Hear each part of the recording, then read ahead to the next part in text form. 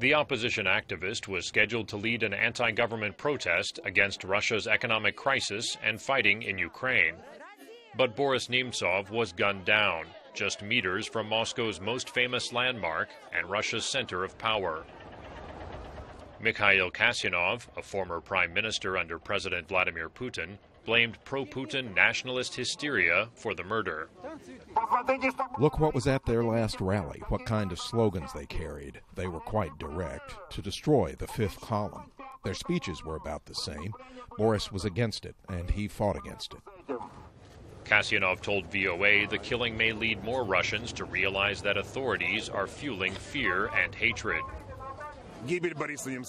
Boris Nemtsov's murder, his massacre, won't leave most of Russian citizens indifferent. I am sure that the people are already assessing things differently. Under tight security and in gray weather to fit the mood, the marchers held signs saying they were not afraid. But some do fear what will happen next, like historian Bella. I love our country very much, and I'm very upset by all the bad events that happen here. Of course I speak about this. Boris Nemtsov spoke about it too, and they killed him. It means they can kill me, you, whoever they want. Despite the large turnout, like Nemtsov, they are part of the minority. They killed a man who fought for freedom and the future of our children, says engineer Leonid. I don't know what to expect next. Before, there was the empire of evil. Now it's the empire of lies.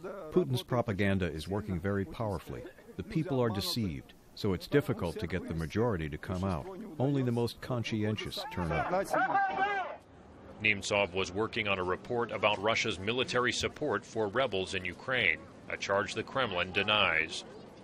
Fellow opposition leader Ilya Yashin says his last conversation with Nemtsov, a day before his death, was about the report. He said that for the next month he was planning to gather evidence about the presence of Russian soldiers in Ukraine, but unfortunately I never learned the details. In a September exclusive interview with VOA, Nemtsov said fighting in Ukraine would only end when Mr. Putin is stopped. He argued Russia was becoming a fascist state.